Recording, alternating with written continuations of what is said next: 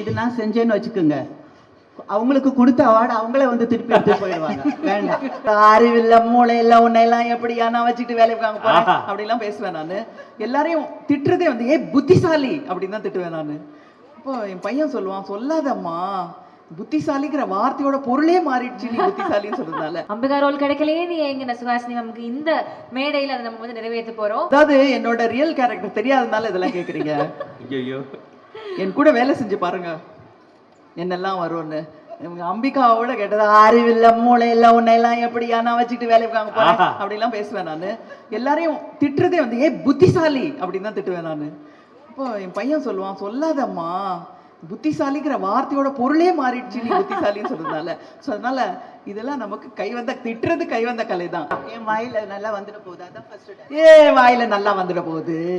அப்புறம் அடுத்தது ப்ராம்ப்ட் கொடுமா. அப்புறம் அடுத்தது என்ன மேம்? நீங்களே வானே தேனன் என்ன வேணா சேர்த்துக்கங்க மேம். நம்ம பெண்களுக்கு எதிராக நிறைய தடைகள் இருக்கு மேம். அதை போறவங்கள பார்த்து என்ன வேணா திட்டுங்க மேம். நாம செய்ய வேண்டியது ஒண்ணு இருக்கு. மேல இருந்து ஒரு நல்ல கைத்தட்டல் கொடுங்க மேடம்க்கு.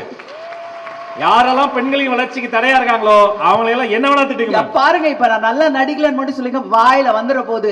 ஏற்கனவே என்ன போட்டு படுத்திட்டு இருக்காங்க, நீங்க வேற கை தட்டலன்னா என் வாழ்க்கையே கட்டு போயிடும். இப்ப கை தட்ட போறீங்களா இல்லையா? அதானே ட்ரெண்ட ஃப்ரெண்ட் ஆக்கிக்கோங்க. தந்தி டிவியின் சப்ஸ்கிரைபர்ஸ் அண்ட் ஃபாலோவர்ஸ் குடும்பத்துல நீங்களும் இணையுங்க.